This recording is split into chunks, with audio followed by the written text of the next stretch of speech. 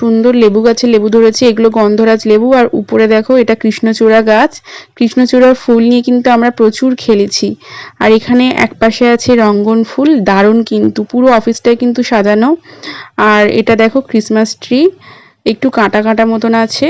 আর আছে দেবদারু গাছ, এরকম অনেক ফুলের গাছ আছে। আর আমার ফুল গাছ কিন্তু দারুণ লাগে। তোমাদের কার কার ফুল গাছ ভীষণ পছন্দের অবশ্যই কিন্তু কমেন্ট করে জানিও।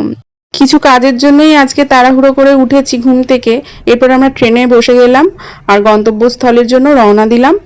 তো তোমাদের কি এরকম ট্রেন জার্নি পছন্দ নাকি বাস জার্নি পছন্দ অবশ্যই কিন্তু কমেন্ট করো। আর বাড়ি ফিরে দেখলাম আমার শাশুড়ি মা রান্না করে রেখেছিল সয়াবিনের তরকারি, ডাল আর আলু সেদ্ধ ছিল, আর ছিল কাঁকরোল আলু ভাজা। আর এটা হচ্ছে ঘি, এটা ঘরে বানানো ঘি, এটা আমি তৈরি করেছিলাম।